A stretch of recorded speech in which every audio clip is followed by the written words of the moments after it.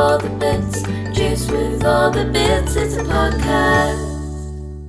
Hi everyone, I'm Meg. And this is Daniel. And you are listening to Juice with All the Bits. We've got a really exciting episode for you as we've got the lovely Caroline Canty here with us. Hi Caroline, how are you? I'm good, thank you. How are you guys doing? Yeah, really good, thank you. Thank you very much for joining us, Caroline. And thank you guys, our viewers, for joining us for another episode of Juice.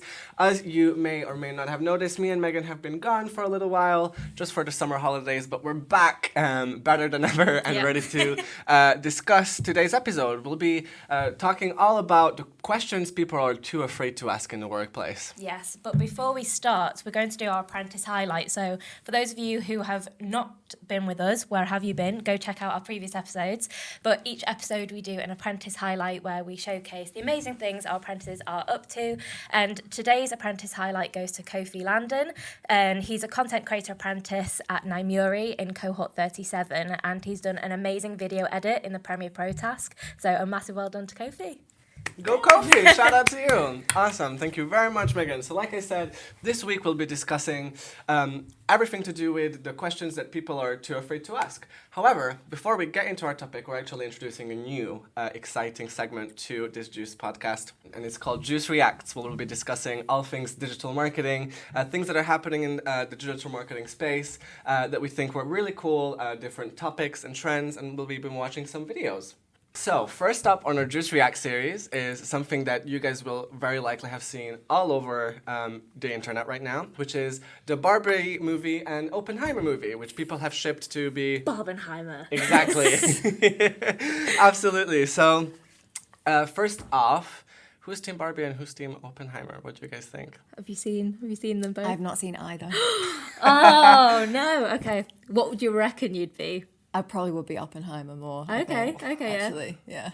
Cool, nice. Well, see, I'm in the exact same boat as you. I actually have not seen them either. However, just based off of, like, you know, the vibes, I guess, Barbie would definitely be my preferred one. What about you, Meg? Well, I have seen them both. I did the full-on Barbenheimer day, so saw Oppenheimer first, then Barbie. That's impressive, by the way, by today's movie standards. That's a lot of time. It was. Into films. We did the whole...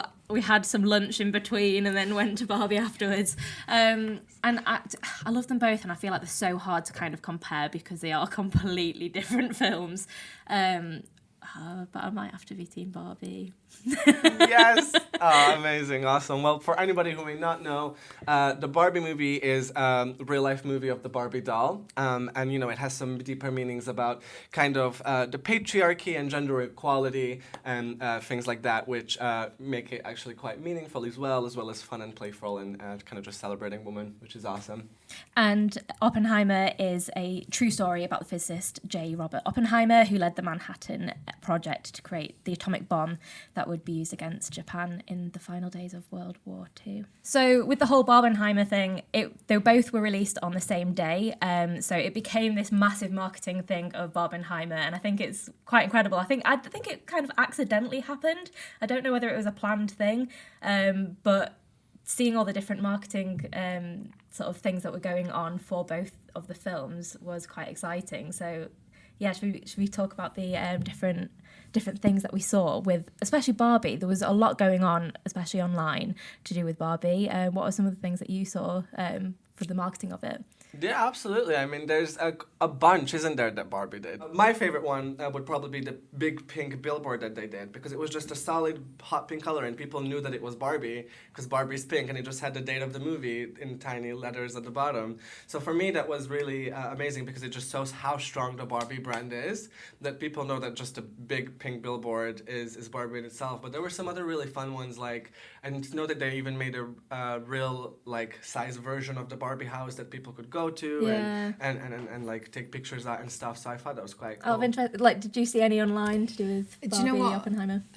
There were two things that I liked the most. One was the Barbie house, because I thought that was genius. Yeah. Just absolute genius.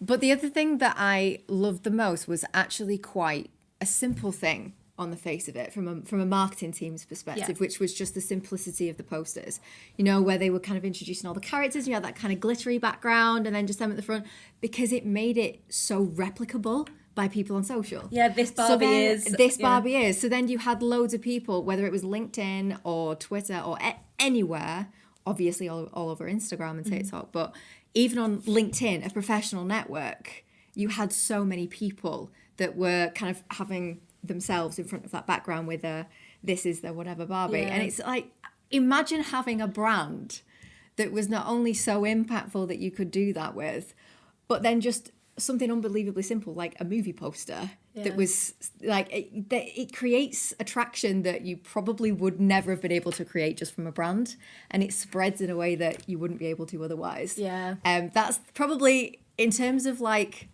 the movie, I probably would have been Oppenheimer, but in terms of marketing, you have to go with Barbie. They were phenomenal in that job. Very cleverly done. Amazing effort. One thing I thought was quite interesting was when I was walking around Manchester, I don't know whether you've seen it, the bins that they have where you can, based on which side of the bin you put your rubbish in, it votes for a film. I know they've done it for multiple things, but a big one was either Barbie or Oppenheimer, and having that kind of, even you had the social posts, everything online, but then even infiltrating into just, as every day you walk in, put your rubbish in a bin, and you're choosing which one. Yeah. And then that became a thing on socials as well, which I thought was really interesting. So clever, isn't it? No, that those are awesome, and I think that's exactly why people were so excited about it. Because obviously Barbie has been around since the 50s or something like that. It's an incredibly sentimental brand for so many generations of people. So Definitely. I get it. That's so cool, and I think one thing I wanted to take a look at as part of this segment and this topic is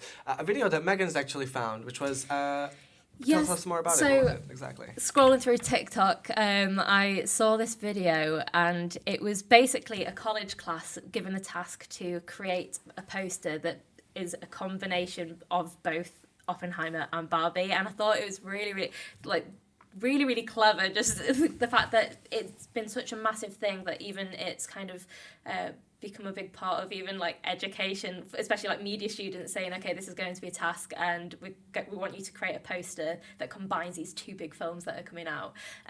So I thought, let's have a little look and see what they created. No, that sounds really cool. Absolutely. Let's take a look. And it actually sounds like exactly something that Juice would do. I feel like we probably have things that like this for would be a good task for us, the apprentices.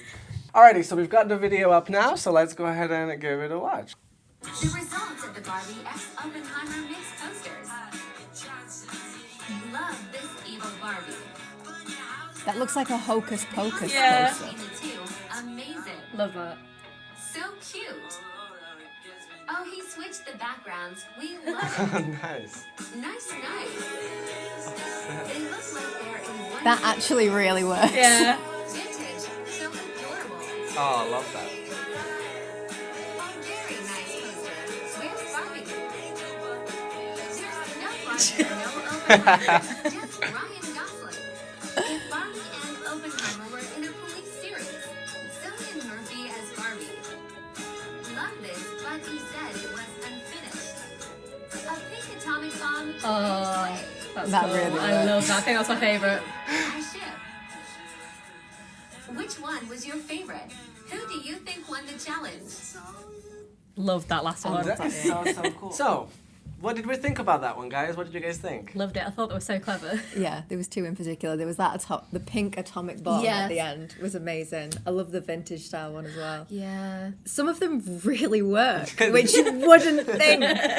And they look like a combined movie of the two. They actually Yeah. look like a film featuring the two. I love all the ones where they were really opposing each other, from like that dark contrast of like the Oppenheimer stuff, and like there was this fiery one against the pink one. Like I thought, those were quite cool. Nice one. Well, that wraps up the first part of the Juice Reacts topic we've got today. We've got one more for this episode, and it is the CGI advertising trend, is what we've called it. Yes. Yes, by the sounds of it, Caroline, you know exactly what I'm talking about here. For all of our viewers watching, one thing you may or may not recall, including you guys, recently Maybelline did an activation like this, where they actually worked with a artist from Instagram, I believe, is how they found the marketing team from Maybelline found that person. They connected with him, so he conceptualized a CGI mascara wand and an eyelash onto a train as it was coming into the tube, kind of making it look like the train was getting its eyelashes done, which was incredible, and people really thought it was real. It fooled me. Yeah. It wasn't until I saw a TikTok where someone explained, I think it was, someone from the marketing team explained that it was done as CGI. I was mind blown. No, Yeah. absolutely. There's been actually a couple of brands who've done this. So I suppose let's watch some of them. Let's check Yeah, them out. Let's see go what we for it. think. Alrighty, so we've just pulled up our very first one, and as you guys can see, this is exactly what we're talking about. Clever, Wow. I love it. The amount of people I've heard sort of say that they thought that was real. It's so clever. Wow. It's so well done. Yeah. That is- So well That's done. incredible. So there is actually another one that Jacquemus brand had done as well. Let's take a look.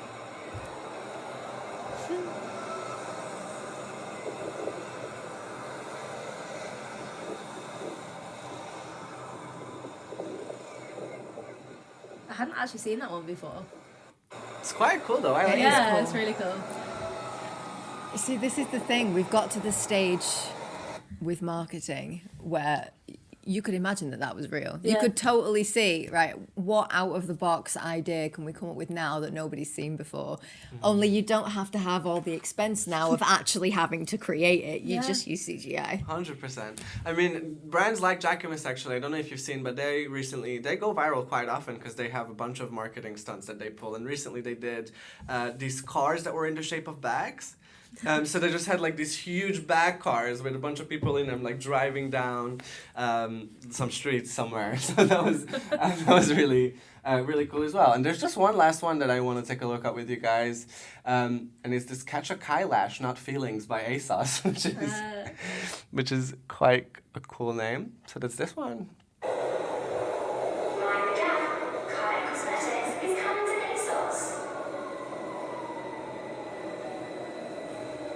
I love like the announcement as well. I'd say that was the one that was maybe the most noticeable in terms of it being CGI. Yeah, What you say? absolutely. You can tell that was CGI. It wasn't done with the same kind of, I want to say refinement as the others.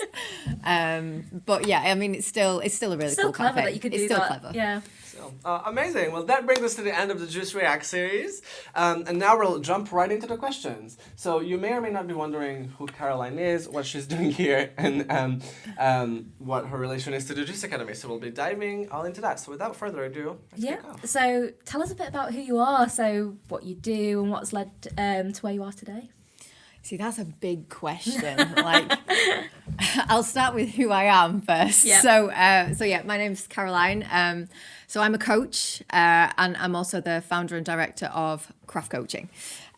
So the whole kind of premise of what I do is split in half, because I do business and leadership coaching as kind of my day job.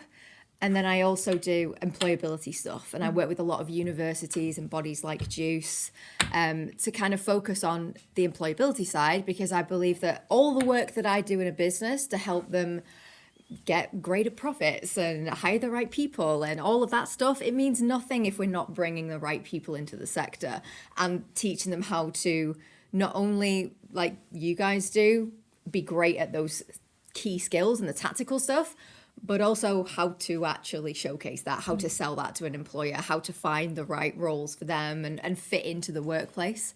So everything that that Craft does is around the sustainable growth of the tech and digital sector. And that comes from being in the business, but also getting more talent into the sector. So everything around my company is to do with that. Amazing. Oh, that sounds really fascinating. Let's get into it a little bit then. So tell us a little bit about what your experience is with being a guest speaker at the Juice Academy. So what is it that you speak to the apprentices about here? So I can't actually remember how long I've been doing this now. I feel like I want to say 2 years, 3 years. Wow. I've been a guest speaker for Juice. Really, the whole employability thing started for me years ago. So I'm 32 now, and when I first graduated from university, I didn't have anybody to actually tell me how to create a CV or how to sell myself to an employer, what would work versus what didn't, how to find the right jobs, any of that stuff. And I kind of made a promise to myself then that I was gonna find a way to help people to do that. Now, in the beginning, that starts out with, I used to make CVs for my friends, and I realized that they all got job interviews. And I made them for like my brother and just for, people around you. Yeah. But I noticed a pattern that the stuff that I did worked. I didn't know why, and I had no idea how to sell that. I didn't even know that like employability was a thing, because this stuff wasn't talked about. And obviously social, compared to what it is now, was massively in its infancy. I mean, when I did my degree in journalism, we had one module that was about web, and we were told, look, we have to do this, but you're all, you should be going into like print and magazine, all the stuff that's important in journalism. Web, it's not going to last, we have to get through it, and we just have to do it. And every single job I had out of uni, whether that was as a journalist, when I first started, I started out as a magazine editor, and that was digital, all the way through to like comms and marketing and everything I do now, everything has been with digital companies. So nonsense. But the stuff that you get taught when you leave uni is, you get stuff from career services, and you'll get those kind of template blanket CV things that, and some general advice. General doesn't work for creative sectors. And I do class tech as a creative sector. We're constantly problem solving. We're constantly thinking of new things to do, innovation, all these kind of buzzwords. It is a really heavily creative sector. And obviously digital creative, like everything that you're taught here, feeds into that. And we're using all those tactics to then sell tech and digital products. So everything that I did from leaving uni was around digital. And I had no idea at the time that I would get anywhere near where I am now, but I knew that this was important. And I started a blog called How to Be a Graduate. The blog failed massively. Like it died on its arse. But I loved what I was talking about. And when I shared it with people, they did get value out of it. But I had no idea how to grow something like that. I didn't know what I was doing. So slowly I kind of, weaved my way around from being a journalist into marketing and sales and things like that. And then I became a manager, and then I set up my own company. So I was finally able to take everything that I had learned and package it in a way that I could deliver it to people in a way that was valuable.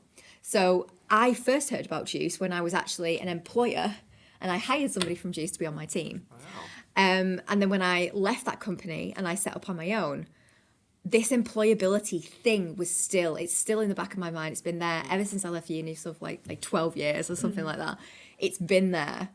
And I contacted Heather and Georgia and the rest of the team about, do you have anything on this? Like how to sell yourself to a business, how to actually, approach interviews differently and all that kind of thing. Do you have anybody like that? And they're like, no. So I said, would you mind if no, that's fine. You come and speak. That's absolutely fine. So that's how I actually got into speaking with Juice. It was this kind of long passion in the back of my mind that I'd never been able to realize. And Juice was kind of the first company that allowed me to speak about it. So it was a great partnership, I think. You've linked that quite nicely, actually, because the next question is, like, why are you passionate about employability? Because of two reasons. Number one, nobody is told it. Yeah. Mm-hmm. Yeah. And if nobody is, everybody struggles. And the second is just because I was always really good at it, but I had no idea how to share that. And that's not about kind of like a money thing, you set up a company and create a product and all that stuff. It was more about, I know how to help people get jobs. Yeah. I have no idea how to tell people that. But it was this, I suppose what's really at the heart of it is that I want to help people. I want to help people get jobs because the market is incredibly difficult. It is so competitive. And this is something that I talk about in the session. You're talking about thousands of people going for one job. Yeah. It's a joke. And it's only getting more and more and more competitive every year as more creatives and more people that are great at what they do come into the sector. Yeah. And that's fine. But it gives people this massive sense of overwhelm and demoralization. And well, what's the point, And there is a point. You have something amazing and valuable that is totally unique to you that you can share with a business. So it's helping people kind of make that shift away from just what you do into why you do it and how you do it, playing a part in you getting a role. Because companies, and I've spoken to so many companies about this, if you had the perfect person on paper in terms of skills and stuff like that, versus the perfect person from a personality and like team dynamic, which one would you hire? They always pick the team dynamic. They always go for personality because everything else you can teach. So when you've got like thousands of people every year flooding into this sector, what's the thing that they can do to help them stand out? And it's to use you. But people don't know how to do that. So I'm passionate about it because the thought of being able to help people not only get something that they love, doing something that they love, but also in a way that is far less stressful and kind of uplifts them rather than letting them kind of get overwhelmed by everything. Who wouldn't want to do that? 100%, and I think it kind of maybe helps people look at themselves in a different light, right? Discover things about themselves and really recognize their achievements and everything and how they can position that to another kind of prospect, right? If they're looking for a new job and things. Yeah. Well, talking of jobs, all this stuff, I'd say let's get into it. What would you say are the most important things to consider when looking for a new job? I always start with the why, with the point of success. And the way that I describe this to juice people, but literally anybody that I've done sessions with this on, if you do a marketing campaign, you don't start without knowing what you want to get out of it. You always start with a KPI, with a metric. If you don't have that, how the hell are you ever going to know if it's successful or not? Jobs are exactly the same. People don't see it like that, but it absolutely is. So the first thing, if you are thinking about looking for a new job, or if you're thinking about moving into a different area, because a lot of people do that now, always start with, what does success look like? So take that marketing concept and move it over into your job. What does success look like? Is it that you want to learn a new skill? So if somebody is looking to get a new job, you have to start with, what does success look like? You have to define what that means to you. And it's different for everybody, which is why it can be really difficult if you're having this conversation with friends and family and things like that, because they all value different things. Yeah. It's not about them, it's about you. Yeah. If you want to move because you feel undervalued and you want more money, that is okay. That's a point of value. That's a success metric. If you want to move because you're not learning the right skills and you want to try something different, that is also okay. Now, you might go for something in that scenario and take a slight pay cut. I did previously, so that I could learn the skills that were more valuable to me in the long run than just a pay increase. Money kind of follows if you find the right thing. So I always advise people not to focus on that first, but obviously it's important. We go to work because we need to live. Yes. It is important. And I know we're going to get onto salary later anyway. But if somebody is thinking about moving, you've got to get really honest with yourself about why you're unhappy. And okay, well, if this is where I am, what does success look like? And move towards that. No, definitely. I think those are some really great points there, honestly, because, by looking up, what's most valuable to you, that can kind of help knock out what you then look at and stuff like that, No, that's really interesting. And, maybe are there any kind of specific red flags that candidates should be wary of or aware of when they're doing a job search, Anything that could indicate like issues with like a company or, the actual role itself just isn't going to be that great. Is there anything that you'd say maybe people should watch out for? This is a really, really good question, a really important question, because I get asked it so often. Yeah. Around this issue of red flags. And normally you'll get people say quite generic things like, if a business is quite vague in the detail, then, that means they might not know that. And look, I went through a phase of thinking that as well. The truth is that red flags can only be determined by you. What is a red flag to you might not be to somebody else. So let's say that you're applying for something and you really, really value hybrid working. If a business is kind of cagey about that in the interview and you can kind of feel that a little bit, that's a red flag for you. Yeah. But it's only a red flag for you. Somebody else might not be bothered. So you've got to, when it comes to red flags, you have to work out what your non-negotiables are. Yeah. And your non-negotiables are, it does what it says on the tin. You've got to work out what you're not prepared to compromise on. And only from there can you work out, okay, well then that would be a potential red flag. So if you are not prepared to compromise on, I want a hybrid role, I want to be in the office a couple of days a week and, work from home the rest of the time because I need that balance. there are going to be companies out there that offer that. And this is kind of where you start to approach red flags differently, because if you can incorporate that right from the beginning of your job search, if you know that that's a non-negotiable, then only apply to companies that offer that. Then you don't have to worry about that coming up as a potential risk. So red flags can come up in interviews, but you have to work out what those are for you. What are the things that would really concern you? But also there are things that you can do earlier to tackle that, and working out your non-negotiables is definitely one of them. What would you say is your opinion on job ads not including salary? You know, where it says competitor salary? Because I know I've seen so many people talk about this, so I thought it'd be an interesting one to discuss. So another question that I get asked a lot.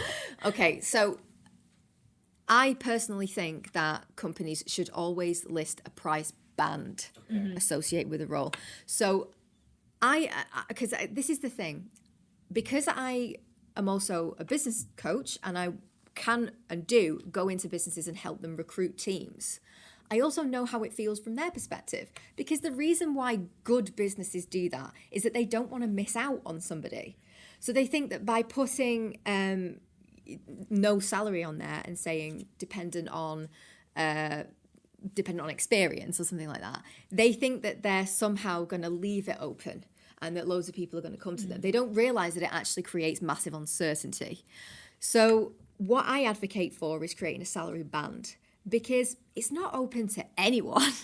There's going to be a level of seniority or junior, involved in that role. So by putting a band on there, it removes the element of uncertainty and risk on behalf of the person that's applying. And it gives the employer that idea that, I'm going to get a variety of different people. If someone is a little bit more junior, but they're prepared to put the work in, then that's great. They're in that little catch-all. But if somebody is more senior, they've got loads of experience and they want that little bit more money, we would also be willing to negotiate there. So I advocate for price bands, salary bands, rather than either you put the salary on there or you don't. Yeah. There is an in-between. Definitely transparency, right? Exactly, that's it's all like, it is. like you said, we literally work because we need to live. So that means that obviously we need to financially support ourselves. But that is a really important point, and especially with, again, I've been on the side of the person that is recruiting these roles, and if you completely leave it open, that means you also leave it open to people that's totally unsuitable for. So then you're only making more work for yourself and your poor HR person that's got to go through loads of CVs that should never have applied for it in the first place because they thought that it was slightly more senior than it is, or because we know this ambiguity exists, because depending on the size of business that you're in, a social media manager can mean so many different things. And it's just one small step towards removing some of that ambiguity, removing some of that, and replacing it with a bit of transparency, like you say, and certainty that, I know that I'm not wasting my time. Yeah. Absolutely. I think, some companies really can be quite, not to say stingy, but I guess so a little bit with it. Because I've definitely heard instances where, even if a candidate has accepted a role and is at that stage and really close to securing it, even then it's still really vague about, the salary expectations or what that will be. So I think that's exactly right. Well, I think that leads us perfectly into our next question now that we've started looking for a job. Yeah, so what are your top 3 tips for anyone writing their CV? Right, okay. The first thing is you have to understand where a CV sits in a wider customer journey, as I call it. This is quite a unique concept to anybody else, and I go into this in detail in my course that I know we'll talk about a bit later. But this is a really, really important idea that I want to get across to people, because in the world of sales and marketing, we're used to a buyer journey, right? We understand that we take them on this kind of brand awareness journey, and then we convert them, and we, all that stuff. Employers are the same.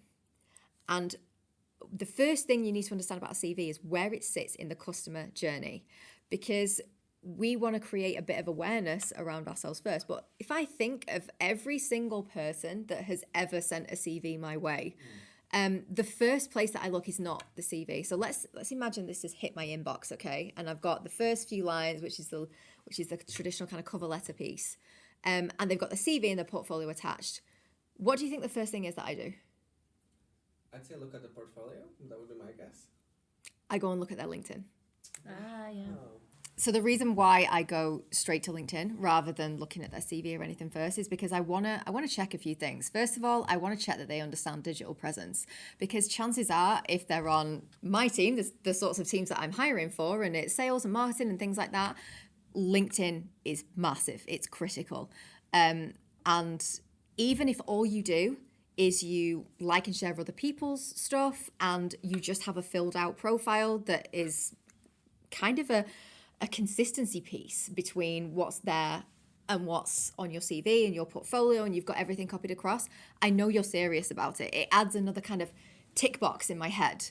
Now, does every single employer go and look at LinkedIn? Probably somewhere along the journey. They might not do it immediately, but I know they all, certainly from everybody that I speak to, they always check LinkedIn. So does everybody do it? No, there will be some that don't. But come on, we've got to give ourselves every edge possible here, right? So I always advocate, first of all, for understanding where your CV sits in the wider customer journey. And there's actually a couple of steps before that. So you've got to make sure that whatever is in your CV is also across places like LinkedIn to provide that consistent journey. And that's the second point, is you've got to create a consistent journey across all of your, what I call kind of collateral. So your CV is one part, your portfolio is another, your cover letter, which is typically just the email that you would send, is another. So the second tip that I would give is make sure all your messaging across all of them is consistent with who you are and how you want to put yourself across. The third is that if you are saying something about yourself like, I'm really creative, and I see your CV and it looks like everybody else's, that's not creative. So you've got to put in personality. Yeah. Now that doesn't have to mean loads of colour, and it doesn't necessarily have to mean that you go down a certain route that everybody tells you to. You've got to be unique to who you are and what you like. So I'll give you an example. There was a guy that I was working with in a different cohort in a different organisation, and I was doing this whole module around CV and cover letter. And he said, I don't like the written word. Like I'm not, I'm dyslexic. I don't really gel with it. And I said, well, what do you like doing? Do you like video? Do you like, yeah, I really like video. We'll do a video one instead then. So I would always advocate as another tip for doing whatever you need to do to feel comfortable and natural, and like that puts across the best version of you possible. Now, yes, some jobs like big corporates only allow you in the first stage to put a little blurb and then upload a CV, okay? If that's the case, we can still showcase ourselves in the best way by putting something together, something simple, with a link through to that video, to that portfolio, to whatever is going to showcase you in your best light. And if you are somebody like that, for example, I would probably put a heavier emphasis on putting things like that on LinkedIn, because that is a kind of mini portfolio space then for somebody that feels uncomfortable with a written CV. Then final tip on CV, keep it to one page. Unless you've got like 30 years of experience and all that sort, then it starts to get a little bit tight trying to fit it in. But I will always be able to get somebody's CV down to a page. They're just, it's something that you can feel quite precious about.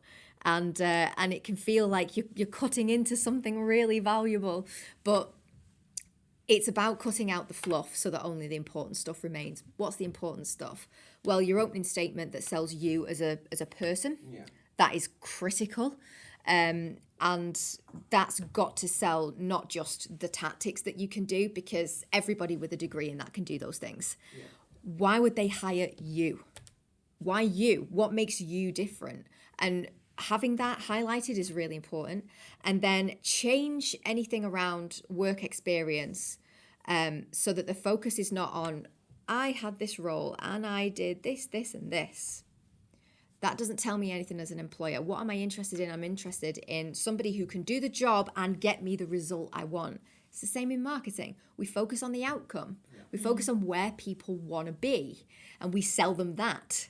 So if you have like let's say you've been a big part of a social campaign and you wanted to put that on your CV, don't say, I did this social campaign for this company and I did X, Y, and Z on it. Say, this campaign achieved X number of more followers, of higher reach, of conversions. Like, what was the result? What was the outcome? And focus on that. Those are probably my top tips. Love those. Really, really love those. Honestly, I think inviting people to, amend their CV and turn it into a video if that's what they prefer is so incredibly smart. And I really love that you said that, you could maybe even what you could do, if you didn't want to go as far as writing a CV, if it's not your thing, you could create a document where it says, follow this link and upload that, like you said. So there's definitely still different ways to go about it. So that's incredible. That's awesome. So now that we've written our CV, we've started looking for a job, we've written our CV, what would your advice be for somebody preparing for an interview? First of all, so we're back to this point around success, right? And this is actually super important for anybody going to an interview. When I say you need to understand what success looks like when going there, they instantly come out with something like, oh, well, success is I want to get a job. Yeah, obviously. But let's face it, you're not going to get a job 100% of the time. It's not going to happen. It might happen for like the first few roles. I knew people years ago that would say, I've actually got every job that I've gone for. But it doesn't last because the odds are against you of that happening. So you have to come up with a different point of success, one that doesn't leave you feeling demotivated. Because the hardest thing is to keep going in the face of rejection. Now, rejection can come like at every single stage. Like when I was applying for like shop assistant jobs and things like that, like I got a reply from TK Maxx saying that I wasn't TK Maxx material at 16 years old. Oh. It's like, well, what do you want from me? That's not the kind of feedback I'd expect from them. You're not TK Maxx. And this was a letter. This was old school as well. This was via letter. But look, this applies at every single stage. You are going to be rejected. And that is actually a good thing. So don't be... So the first kind of stage of prepping for an interview is actually to give it your best shot with the application and let it go. Yeah. Don't have all of your hopes pinned on getting an interview, because more often than not it won't happen. And if you do that to yourself, you will torture yourself unnecessarily and cause stress that is only going to get you down. So the first stage actually happens before the interview. It's just to give it everything you've got and let it go. After that, if you are coming up to an interview or anything like that, you want to prep in a slightly different way. So that point of success, you want to understand what you want to get out of it. That is not just a job. You want to understand, like, I'm going to go this and it's going to be great experience for me because I've never actually gone for a job at this level of seniority before. It's going to be a really good experience. Think of all the things that you would be able to take away from it. Focus on that, because you're more likely then to always get a positive result. So if you go into it and you think, right, my point of success is that I want to get experience of this, I want to ask this question, I want to do this, you're going to go away from that interview feeling like you hit that point of success, whether or not you got the job. And that alone will lift your energy in the interview because you feel like this is going really well. I've asked this, I've done this, I've talked about this. It's going to make you feel better. And the brighter you are, the more it will come across. So that's then another thing. I always give a slightly different thing for people to keep in mind as well, which is more from the kind of mindset and world of like self-improvement and things like that. And it's just a little trick that I found does actually work quite well. Just try it the next time. Yeah, and it can be with anybody. It doesn't have to be in an interview. But when you are talking to the interviewer and maybe they're asking a question or they're asking you that kind of, the classic question in the beginning around tell us a bit about yourself or something like that. I want you to just in your mind think of just one thing that you really like about that interviewer. Just one thing. And it can be, I really like that top that they're wearing. It can be, I love the way that their hair is. It can be, they've got really, it's whatever. Their personality. Oh, they really seem like they're a good personality match for me. I guarantee you this really shifts the energy in the room, whether that is a virtual room or a physical one, because you're leaning into that person in a kind of personality kind of mindset way. You're saying, I like this person, and you're going to want to like please them more. So it's a really good trick because it shifts the energy in the room to one that's just infinitely more positive. And it takes you away from that state that we're always in, which is I feel really nervous, I feel really everything, whereas you're shifting the focus onto them. It's not about you anymore, it's about them, and it will instantly lift it. I promise you, try it, it really works. And it then also makes them feel, and you will see this shift, they will smile at you more. Everything that we do in that interview room has got to be about creating a connection, because like I said, employees and employers, what's the most important thing there is the dynamic that exists between them. People leave a job because of a bad manager. Yeah. You know, if that dynamic is not a good fit, we need to know about it. And the best way is we've got to uncover that, even if it's really uncomfortable, even if you wish that they were the perfect manager, but actually they're not. You need to know as early as possible. And by putting that positive energy into this conversation, it's going to reveal that a lot faster. Then just in terms of kind of your classic interview prep, always prep questions and do really, I love this. This is one what I was going to mention. This is my big thing. This is more tactical than mindset. Most people will go around a site and look at their social media and those kind of things and think, right, I've got a few key things, those are in my head, that'll do. Most people will just do the top level stuff. It's not enough, we know this. So what we need to do is go a step further. So rather than just look at their LinkedIn posts, you need to look at the company structure. Look at who your potential hiring manager might be. Look at the team, look at their profiles. Because all the time, yeah, they've probably got it set on either on yours or on theirs, that, you know, that whole, this person views your profile. You're putting yourself in their mind before you even turn up. You're showing that you're serious because you're actually showing an interest in the people that might be on your team. Or instead of just looking at blogs on the site, pick out key ones that are around maybe an award win, news for the sector, interesting developments for their customers, things like that, because that is really detailed, it's really specific, and it's really going to make you stand out if you bring them to the actual interview. So how does this work in practice?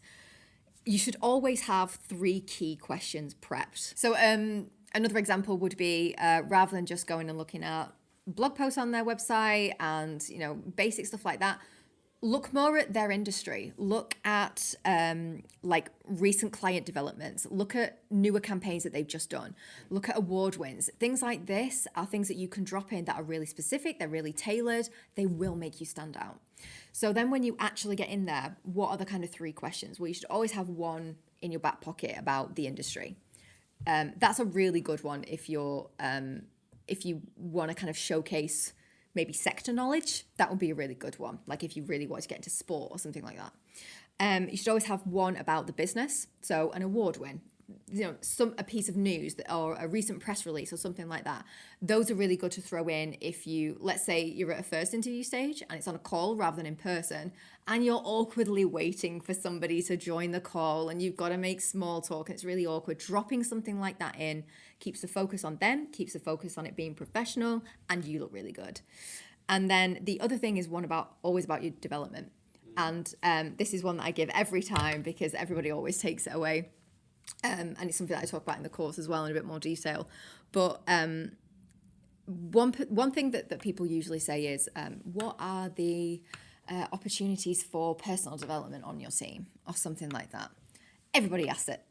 Everybody. It's like the go-to. It's the second most gone-to thing after, you've answered all of my questions, thank you. Never say that. Ever. Never. There's always a question that you can ask. But when it comes to personal development, make it really, really specific. And the example I usually give is, say something like, if I were to be successful in getting this role and start next week, what would you expect me to achieve in the first 6 months of being in this role?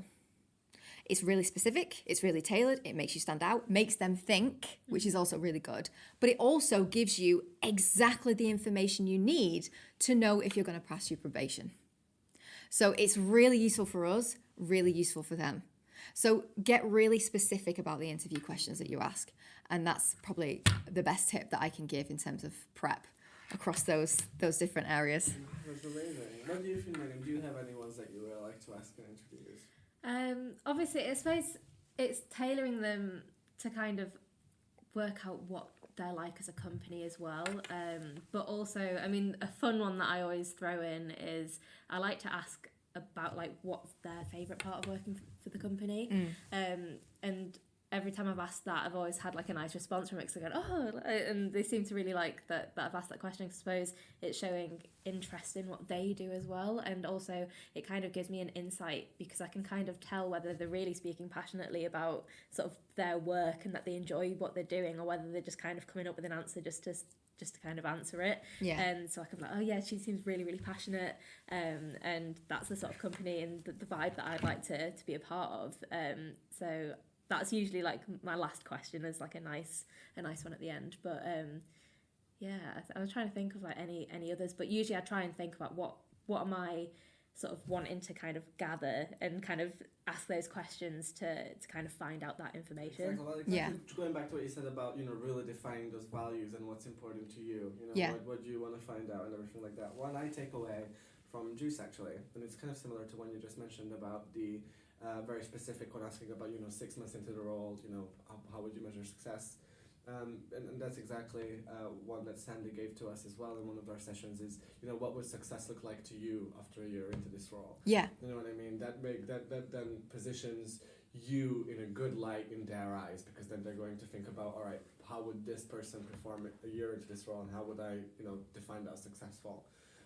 So that's another really good one. No, absolutely. And to your point about, that kind of question that will bring any passion out of them, that's really important. Because like you said, you'll be able to tell, like a really classic kind of generic answer, if you say, what's the thing that you love the most about your job? And then they'll say something like, oh, it's how versatile it is and how many things I get to do. That means you're overworked and you're stressed out and you're doing too much, probably. If they just come back with like a really generic answer. Whereas if they say that, but then there's a bit of passion behind it, if it's real, they won't be able to hide it, because people can't, especially when you're in a stress situation. Interviews are stressful for both people. They're stressful for us on this side of the table because we want to put across the best version of ourselves. It's also stressful for the interviewer. They've got a problem that they're really trying to fix. They need somebody to come in and join their team. So you're both going into that in a defense state, essentially. You're both going into it in a stress state.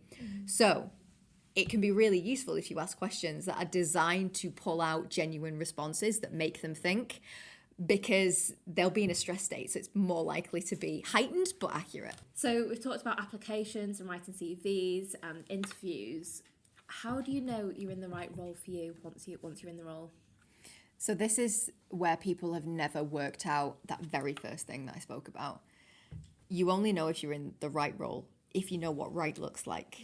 So let's cover this from two angles. Number one, you are starting the application process from scratch, work out what success looks like. So then when you're actually in the role, you have that kind of criteria. You've got your non-negotiables. You understand what metrics you were looking at in the first place, the kind of company that you wanted to work in, the kind of environment, the kind of team, all those things that really matter. You have a list that you can go through. It's actually written down and really tangible to be able to say whether this was the right role for you. Then you go forward a year, for example, look at it again. Did you achieve the things that you wanted to achieve in that time? Because there'll be I want to get a company like this and be in a team like this, but then whatever success was in terms of what you wanted to learn, what you wanted to do, that kind of thing, then you can go back and say, did I achieve that? And if you haven't, that is okay. It's okay that you haven't done that, but that's what you really wanted to do. So is that because your goals have now changed in that time? Or is it that you've been so swept away by day-to-day life that you haven't taken that time to check in with yourself and your goals? So that's number one. The other kind of person is somebody that's already in a role and they're thinking of leaving. And they're like, am I in the right role? Is this right for me? That's okay. Start with a clean sheet. If you're starting to question things, get really honest with yourself. What is it that you're questioning? Is it that you feel really unfulfilled? Is it that you are not happy with the things that you're learning and taking away? Is it the stress level? Is it the commute? Because this is the thing. I had a client, and she was far more senior than kind of juice level people, like entry level people. She'd been with a business for, I think it was 25 years. And we got on a coaching call and she said to me, I need some help. I want to focus on going for interviews, because I think really it's time. I think it's time that I left. And, I've not done interviews in a really long time, and I'm feeling a little bit worried about that. And so when she got on this call and she wanted the focus of this conversation, this coaching session, to be on, I'm really nervous about interviews. I've not done them in a long time. I wasn't happy with that. There was no commitment there in what she was saying. So I dug deeper and deeper and deeper, because I basically said to her, I'm not convinced. I'm not convinced that that's actually your issue, because you keep saying, I think it's time. So what's stopping it from actually, being this passion-led, I want to leave, I want to get this, what is it? And actually, she didn't want to leave. It's that this new manager that had been brought in was basically giving her no voice, was completely overshadowing her, was completely dismissing her. And we made the focus of that conversation actually about the relationship with the manager and how to improve that, rather than jumping straight first into like interview questions and what she could do to prep. So you have to be honest about why you feel the way that you do. Is it that you want to leave? Or is it that somebody's making you feel like you want to leave? Or is it the workload? Is it whatever? Because those things will happen again. Yeah. They will. They won't magically go away with a different job. So you need to get specific about why you're thinking that it's not the right role. If it's tactical or salary or things like that, then yeah, it's more likely that you would shift that way. But you don't know unless you actually have that conversation with yourself. Definitely. I think that's, like you say, the exact place to start, right?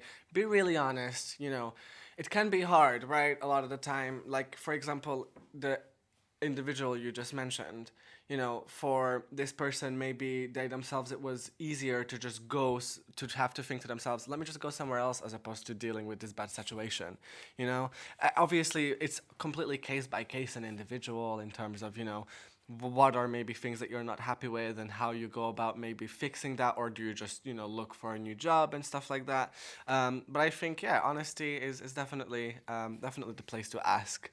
So I want to jump into some juicy questions. Yeah. The questions that people are too afraid to ask, but definitely want to ask them, but there's just something there like blocking them from doing that. So do you want to kick us off? Yeah, let's kick it off. Honestly, like we say, these are the questions that a lot of the times employers don't even want their employees to be talking about. So to start things off, how do you approach a conversation around your salary when interviewing for a new job? So that's obviously very specific, and a lot of people might feel nervous around that. So what would you say? Okay. I'm actually going to cover two sides, because I know this comes up and I think that people would want to know. There's the when you're looking for a new job and trying to get money out of your current job. Yeah. So let's start with the new job first. So first of all, this goes right back to that earlier question about salary bands, right? Ideally, only go for roles when you work out what your non-negotiables are and what your success is. If salary is one of them, and it usually is, only go for roles that are advertising it at that rate.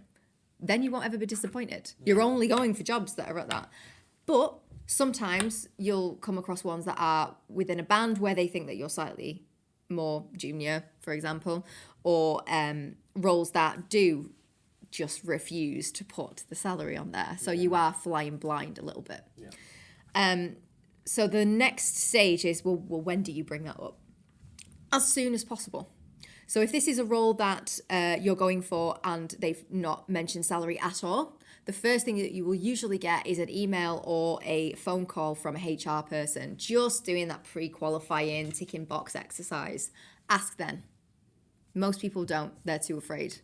Ask it then, because you're only going to waste their time and yours if they're not prepared to give you the money that you want. So when they finish asking everything on their side, or maybe this is an email and they want to know a few details, just drop it in. It doesn't have to be really combative. It can just be, by the way, I noticed that on the job vacancy, there wasn't actually a salary band. Could you let me know what that is?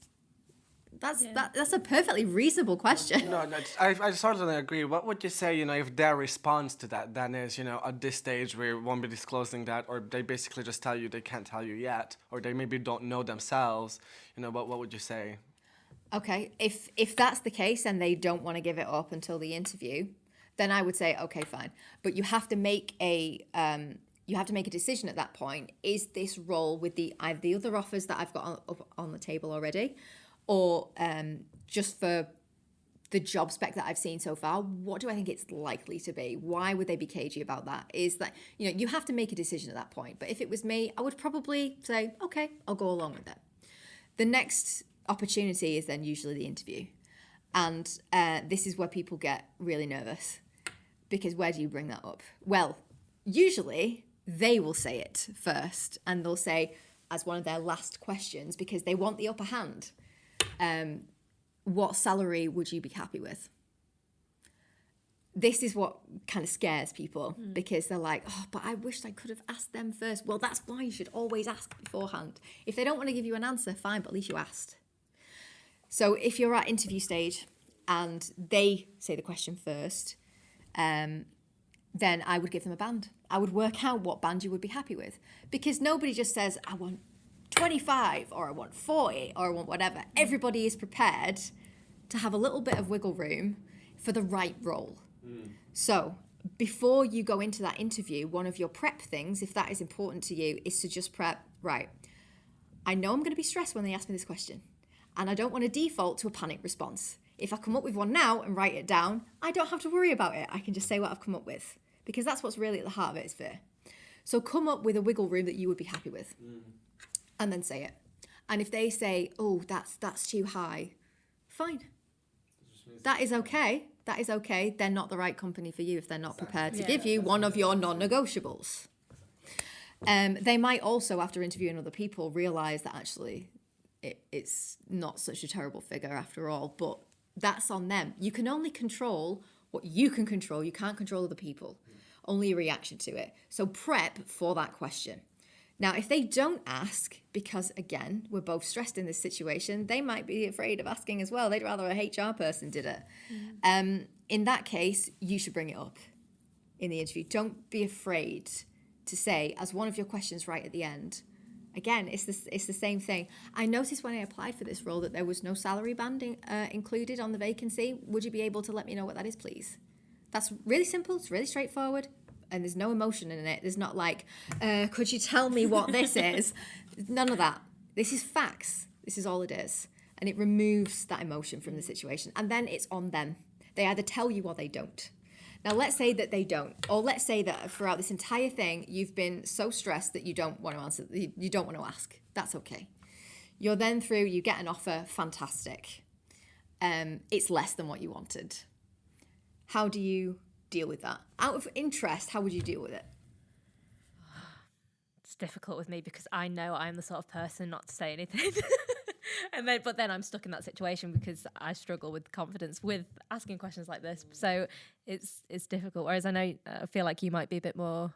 But I feel like, for me personally, it would depend on the opportunity and the amount that was at hand specifically. So what I would evaluate and where my wiggle room comes in for me personally is like, if I'm really enjoying the role, as long as I have, enough money to financially sustain myself, there is a threshold. Right? Yeah, Exactly. Like, it's not a non-negotiable. Yeah. Your will, it's, and this is the thing. If it doesn't matter as much to you, that is also okay. But there will be a bare minimum where you have to pay the bills. Yeah. So that's what I'd firstly consider, and if we couldn't agree on something, what I would say or how I would then approach the conversation is to really find out as much about the role and as much about the company itself, and what that will look like to get the most out of the conversation, so we really can consider all the other factors that would play part, and if the money that I'm asking for, then has maybe a better chance of, being bumped up and they see that value, right? Yeah. So that's maybe one way to go about it. Yeah. The only extra thing that I would add is the relationship with your manager. And I know that in the next episode, that's what we're gonna talk a lot more about, management and how to deal with a bad one and all that kind of thing. But I'll just touch on it now, because if you are going for a promotion or you really want one and you don't have a great relationship, if you do, fine, do everything that I talked about in terms of benchmarking and understanding what you want to get out of that conversation and all that stuff. But if you have a bad one, then it's even more important to remove the emotion from that conversation. Because like we've said so many times, you're walking into that room, be it virtual or in person, and that person doesn't know what you're about to say to them.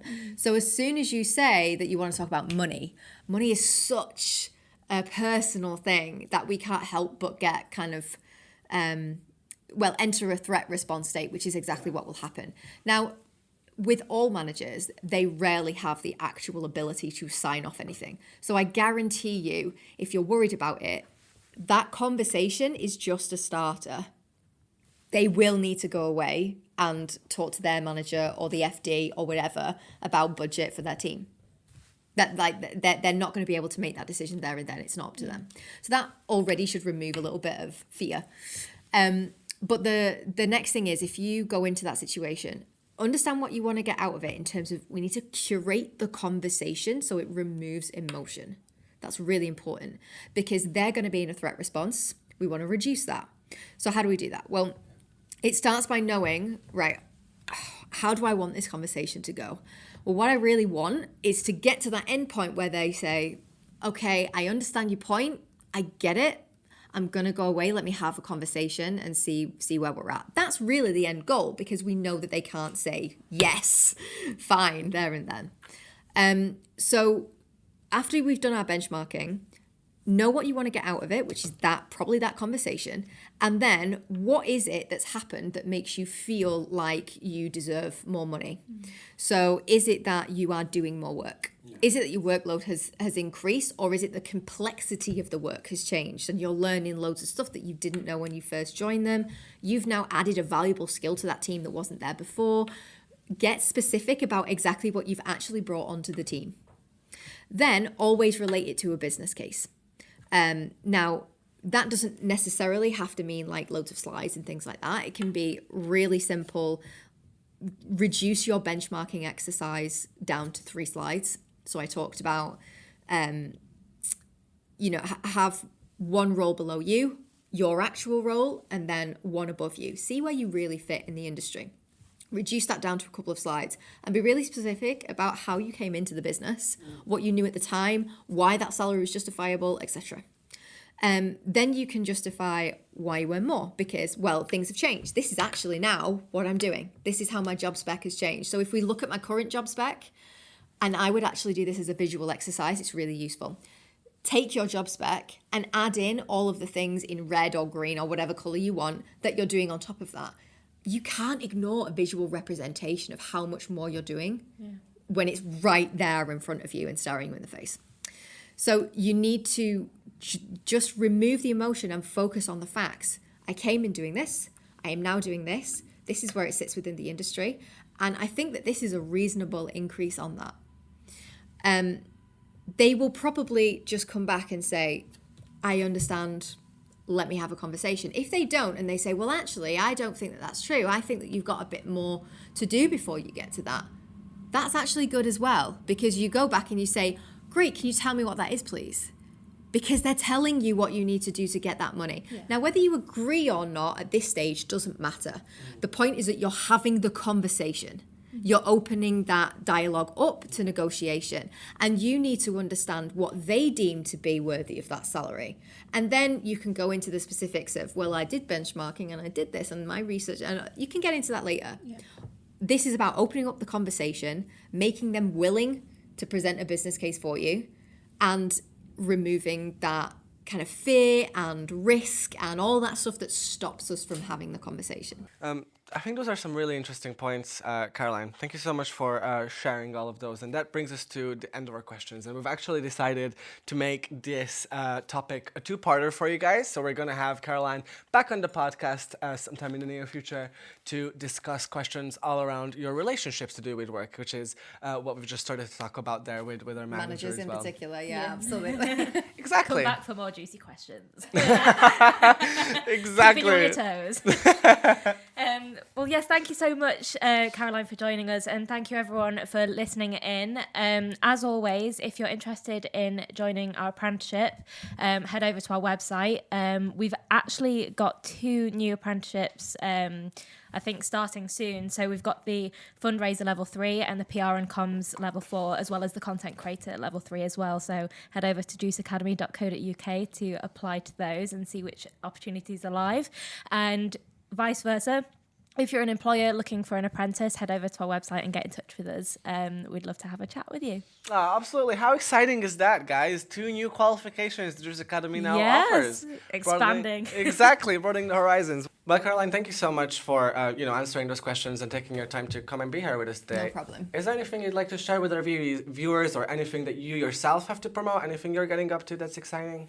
I think the main thing that I'd like to share with everybody is around my new course that's coming out, which is around, it's called the Signature Employability course, and it's part of a new kind of arm of my business, which is all about training and helping people develop, but in a way that doesn't involve me directly having to be there to do it, because obviously there's so many people that I can share this with, but only so many that I can do if I have to physically be there. So I've created the Digital Craft Academy, and that's going to be the home of all of these new courses that I'm coming up with, and the main one is the Signature Employability course. So that is going to be everything from working out what it is that you want to do, to how you create a CV that's really unique to you, and portfolio, where do you even start with that? How do you prep for interviews? And then also what happens after that?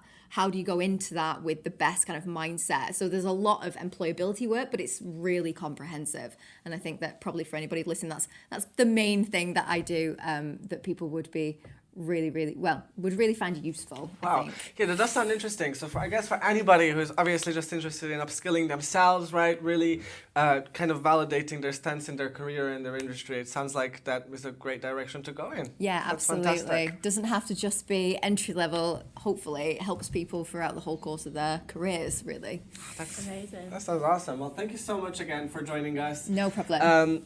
And thank you all for watching another episode of Juice with All the Bits. We'll see you guys next time. Yeah, see you next time. Bye. Bye, guys.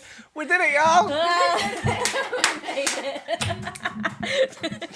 Woo! Great.